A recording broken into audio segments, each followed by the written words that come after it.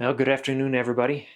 So ever since I got the Vatrer server rack cabinet put together, I haven't been able to install it. I currently have a Lynx Busbar system. So over here we have all of the inverters and chargers and charge controllers. We've got our Lynx shunt, and on the left we've got the power in. Now there's only 4 spots on this power in, and I've actually been using the terminals off of the very end for my DIY rack. But I've got, this is a UZ battery, this is going to the Midnight 16K, and then these two are going to my DIY batteries. And then the terminal on the end is going to this DIY rack. But in order to add this rack into my system and to be able to start using the capacity and adding more batteries, I need to expand the capacity of my Lynx Busbar system. So I ended up picking up the Lynx Power In, the Class T version. So this is actually going to allow me to add Class T fuses to multiple connections directly on this busbar system. Now, one thing that I did notice right off the bat is the Lynx system that I have was all based on M8 connections. But now they've kind of legacied the M8 connections, and now they're going to all M10 connections. So we'll have to make a little modification so that we can get the M10 to fit into the M8. So let's get started.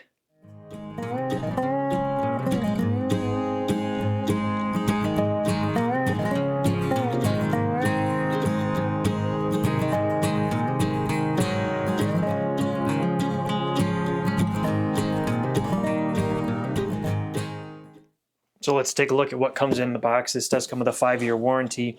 And again, this is the Lynx Power In, the Class T version with M10 connections. So product labels, they've got a sticker, so if you want to reverse the direction of your Lynx Power In, looks like they actually have 2 of them in case you screw up. A quick installation guide, pretty basic. So yeah, you can have it facing one direction, take your sticker, slap it on, and then it can be oriented the other direction. And then we get to the beefy Power In. If I did not mention this before, I did get this from Current Connected. They did send it to me so that I could use it in my system. So I do want to thank them for sending this over for me to take a look at. If you're not familiar with the Lynx system, it is a 1000 amp bus bar system with these quick connection points on either side.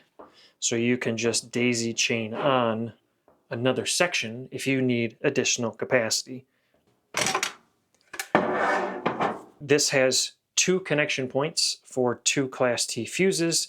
And so you'll put your Class T fuse to bridge the connection across these two studs, and then your positive connection for whatever you're trying to connect, in my case it'll be the server rack, will come here, and then we'll have that Class T fused connection up to this main section of the positive bus bar. And then your negative will actually go underneath. So it actually really does simplify your installation. And it is very heavy. But what do you expect? I mean, it really is a thick bus bar.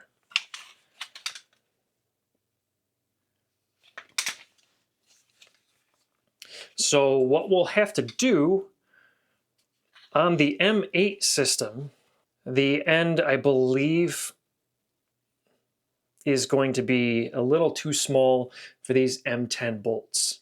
So we will have to open up the terminal ends a little bit, drill them out, and then make our connections.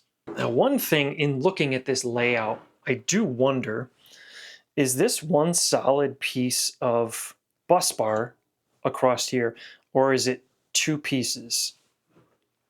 It kind of looks like one piece. You'd almost think it should be isolated because your Class T fuse goes here and your Class T fuse goes here. So really, are you putting a Class T fuse in for the entire bus bar, or are you putting a Class T fuse in for your individual connections? I don't know. So I want to grab my meter, switch to continuity mode, and let's just see. These are not connected, and these are. So these are separated bus bars. That's kind of what I was thinking. It just doesn't look like it. It looks like it's one solid piece, but good to know. So I'm gonna have to go through, slide this battery over, pull the rack out so that we can get to the connections right back in there. But I guess the first thing that I should do is shut the system down, switch it into bypass so that we can actually de-energize these bus bars so that we can work on them safely. So first thing we need to do, switch from test wall up to grid. We'll do that in 3, 2, 1. So now our entire house should be back on grid. I can go through, power down all the devices so that we can then work on that bus bar. And I honestly can't tell you the last time I actually powered everything down.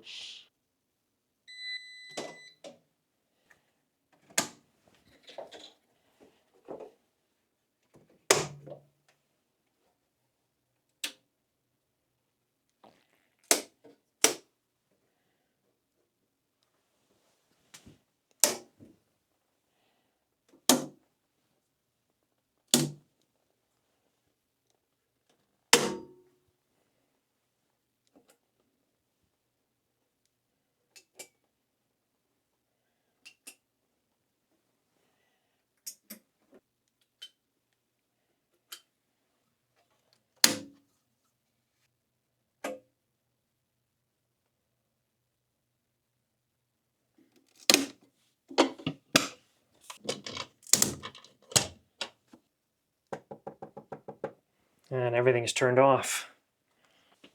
We can even see our power light on our Lynx shunt is turned off here. We'll pop the power in cover and checking our voltage, 3.8 volts DC. It's weird having everything turned off. But you know, I do need to move fast because I just remembered my wife's cake fridge is tied to one of the breakers in the midnight inverter, which just lost power. So we gotta move fast, folks.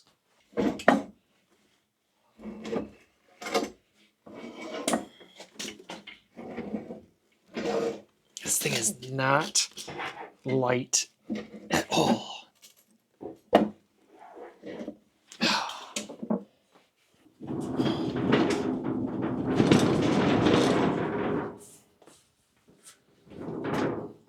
So several months ago, I did come in and add another section of plywood onto the back so that I can add right here. We'll be taking this connection off, stretching it out, drilling out these 2 holes. Unfortunately, the way these are layered together, the bolts for the next section actually have to come in from behind. So I have to loosen up several of these from the wall, pull it apart so that I can get the new piece behind. So I already went through and removed the battery cables off of the old Lynx Power In. And so here's the new one. We'll actually pull this little divider out, which allows us to connect right here. But these bolts are going to be larger than these holes. So I need to open them up a bit. So to figure out the size drill bit that I need, I actually pulled the cap off the end and basically just started grabbing drill bits and seeing which ones fit in here to where it's snug. And unfortunately, the largest one that I have right now is a 3/8. And there's still a little bit of playroom in there, so I'll just have to wind it around a little bit in order to get it to fit properly.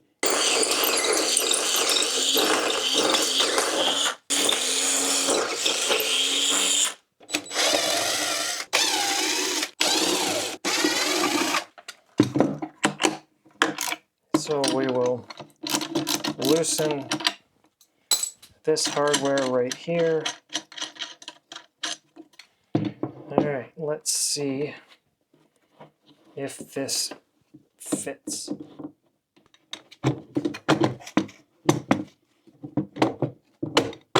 There we go. Washer, lock washer, and nut.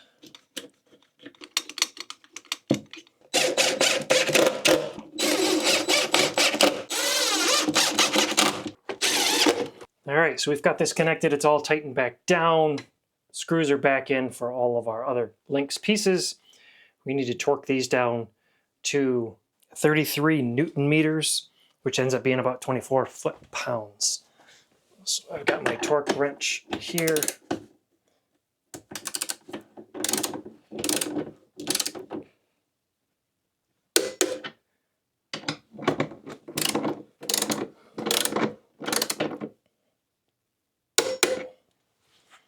All tightened down. We'll add our cables here in a minute for our racks. This just makes it nice and easy to connect. So it's gonna end, we'll pull these bottom tabs out. Our negative goes down underneath, and our positive will end up going right on top. And then we've got our fuse here to bridge across the connection. So now that we've got the bus bar mounted to the wall and ready to go, I do need to prep some cables to go from the Vatrer cabinet to the bus bar. So I ended up cutting a pair of black and red 4/0 cables. I'll be using 3/8 inch lugs on both sides. And I cut them to the exact same length because you want everything to be the same length so that you have equal draw from all your different batteries. One end was already prepared from, it's been a long time. The other end I need to prep though. And in case you're not familiar with working with these cables, sometimes because they're so large, you need a special tool just to trim it off. Sometimes I just use my pocket knife. Sometimes I'll use the tool. Whatever works best for you. You just want to make sure that you're leaving as many fine strands as possible on there, preferably all fine strands. So we'll take our lug and get an approximate length of how much sheathing we need to take off. Put our thumb right there. Then this has a little blade. I don't know if you can see it, but it's got a little blade right in there that should just take off just the outside sheathing. Spin it around, and I hear it's whacking some fine strands.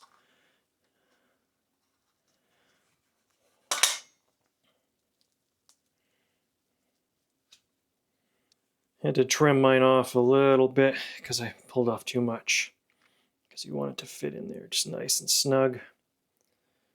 So we'll get all the little strands in.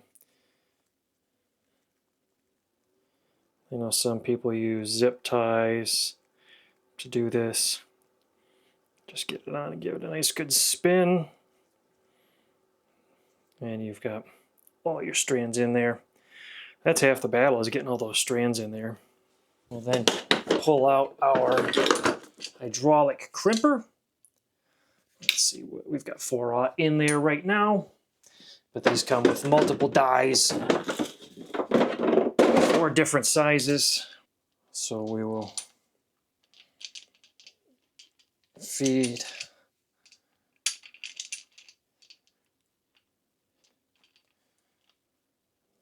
that in there just so we'll feed our lug in there and just get it snug, and then we'll just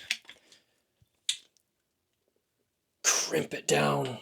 This will give it a nice good crimp. I always loosen it, slide it back a bit, and then give it a second crimp, especially on these larger ones.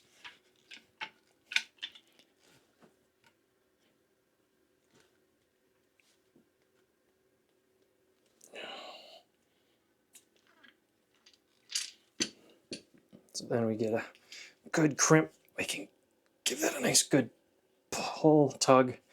And what you're seeing here is it's actually pulling the sleeve away from the copper. Then grab a piece of heat shrink. You want the heat shrink to come right about to here. You don't want to get up into this range because you want to make sure that you're not covering any of this flat surface. So I always come just to the base of the neck right there, and then come down about 1 inch or so past the seam.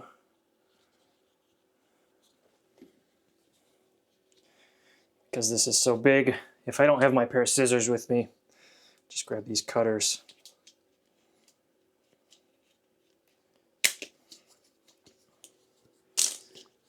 Doesn't give me the cleanest piece in the world.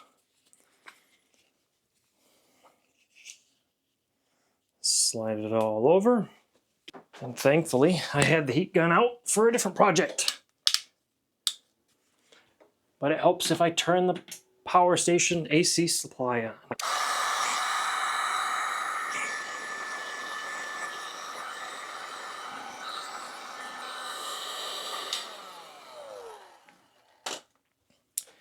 Then I usually buy this stuff. I usually buy either Temco, Windy Nation off of Amazon, or if I need it fast, I can pick it up from eBay store from a place that's local to me, ACDC.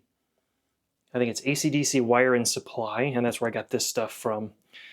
So I'll try to leave links to all that stuff in the description. If it's something that you need, nice fine stranded 4/0 cable, as well as, you know, hydraulic crimper. I've done the old school ones. I like the hydraulics so much better. All right, I got the negative cable done. Now we can look at putting the grommet in place on the rack, running these cables, and get everything all connected back up to that new bus bar. So then we can turn everything back on. The Vatrer rack gives you spots on top, but then there's also spots on the bottom. And because this is a nice flat surface, I don't want to use the top. I want to run all my cables down through the bottom. So we're going to open up this back door. And if we look down here in the bottom, here's those spots. So we'll just take a screwdriver.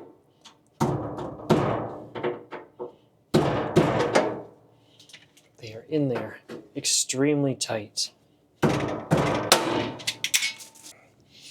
Grab my pliers. There we go, that was much better. But yeah, that was thick. Whew, that was loud too. And we'll get this one over here.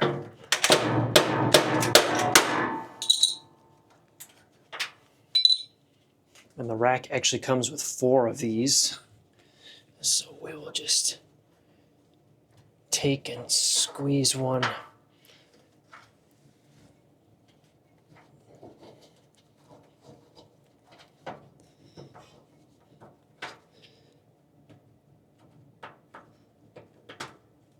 You will have to take a knife and cut along these lines as well.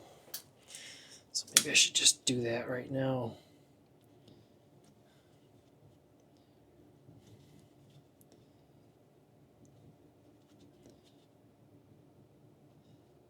There we go.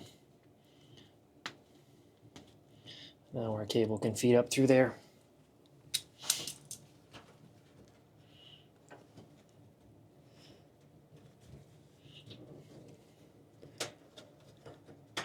And that's going to help protect your wires so you don't have any lines getting shaved if you have to move this thing around. Let's do this side too.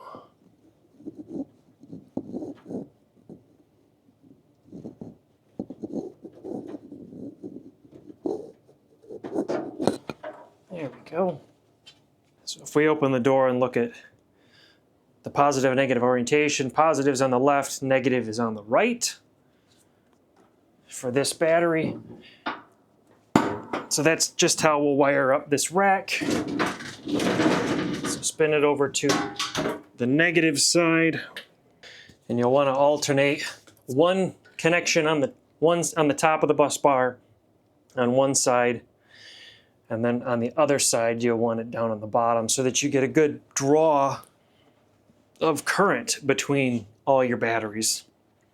And I went through and added all these bolts and hardware. So let's just take this top one off. And we'll bend these two back.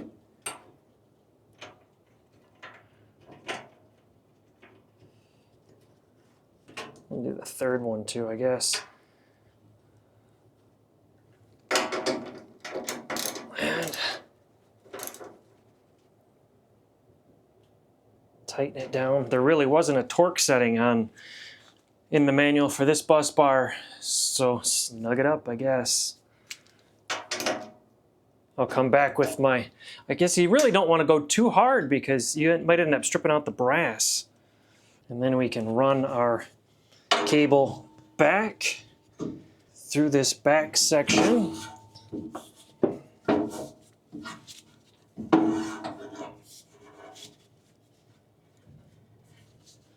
Maybe we'll drop it low. Turn our cabinet, and then we'll feed it down through this gland. And then that gives me a couple of feet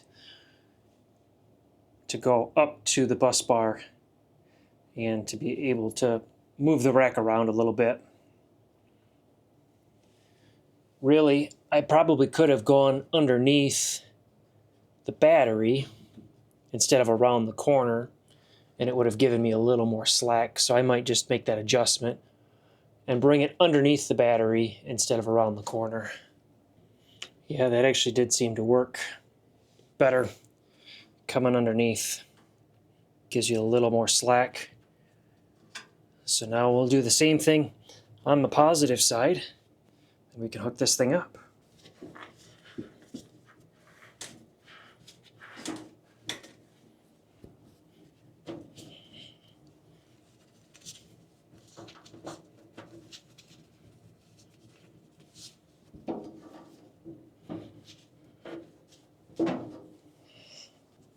Positive and negative. All right, there's our positive side all closed up. We've got our positive lead coming to the bus bar over here. And the negative side, which you can barely see, with our negative lead right there coming to the negative bus bar. So last step, to get everything all connected into here, we'll grab our positive and negative lines. So this is from my DIY rack. So we need to pull off all the hardware. Negative bus bar is on the bottom, and then our top connection will go right here. So we've got 4-aught. We'll put these caps do come off. These little covers do come off to make it easier. So we'll go washer, lock washer, and nut.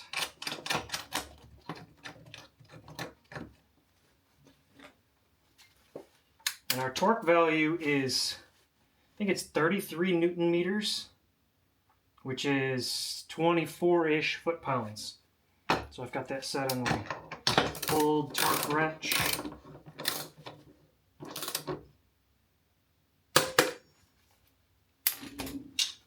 We'll put our separator back on. I had that the wrong way.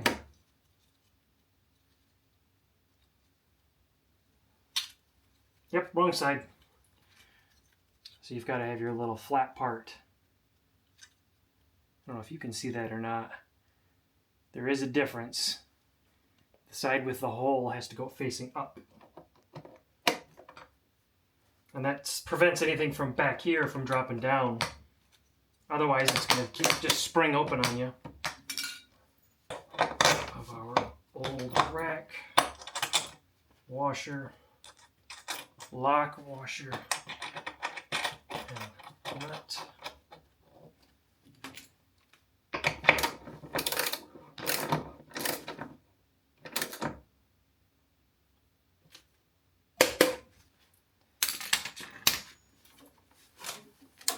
And our new connections.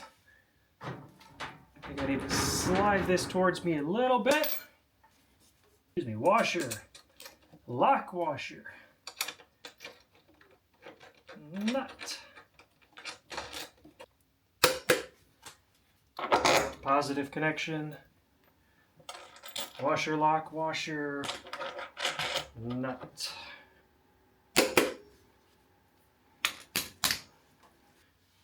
For my setup, because I am constantly moving and disconnecting, reconnecting, I might end up having my entire system or multiple systems running off of one of these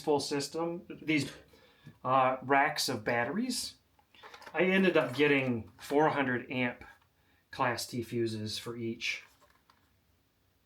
Probably overkill, but just in case, because of, like I said, I could use 2 full systems sometimes, and sometimes I have a third system running all off the same battery bank.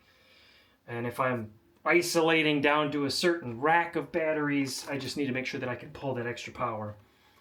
So for you, you probably are going to end up going 250-ish for a full rack, maybe 300 amps, maybe. But size the Class T fuses for your specific environment. This is how I'm doing mine. So we'll pull this out. I think I have another one floating around here somewhere. I do. So it helps when I actually have my microphone turned on. Sorry about that. So we're going to take our Class C fuses, and these fuses are going to be the thing that bridges the positive line from our rack to the main positive running through the entire system. So we'll place that on there. And again, we'll place that one on that side. And we just reverse. Washer, lock, washer, nut. Let's see, I just grabbed a 5/8. I know it's probably going to be a metric, but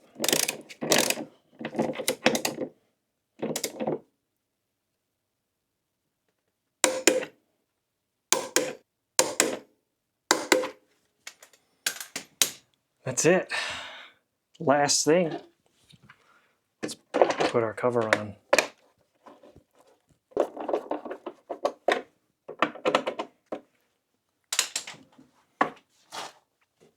And we can fire up the system. But I do like how they have this option now where you can have a Class T fuse directly in line to a combined bus bar. Because otherwise, in the past, you'd end up having to make these short little wires and then have another fuse holder for a Class T fuse and connect them in like this. Now, you just add on to your existing bus bar system and put your Class T fuse in line. I wish that it still had 4 connection points in it, but I know that it'd make it twice as big. That's a tiny little thing. The fact that I can put my fusing in all in one spot instead of having to use one of these is worth it. And we saw that you can use the M10 version alongside the M8 with a little modification. So let's fire the system back up. Oh, so my wife doesn't find out that the fridge has been off for a little bit.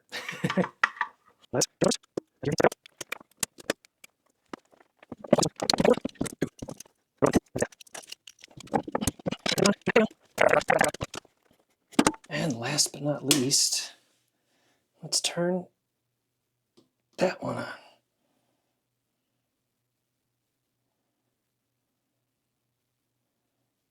Now I need some more. Well, thanks for coming along on this project. It's been a long time coming. I've needed to do that for quite some time, and it may not seem big to you, but for me, being able to add this extra rack in so that I can get one step closer to taking my home completely off-grid is worth it to me. And then being able to try out having that integrated Class T fuse in the bus bar to see, is it something that I should end up using going forward if I needed to add additional capacity? Short answer, yes. Just makes it so much easier not having to worry about those little fuse holders. I'll leave links to this stuff down in the description below if you guys are interested in using it for your environment. But with that, it's that time of year, folks. It's getting cold outside, so y'all stay safe, stay warm, and we'll catch up with you later.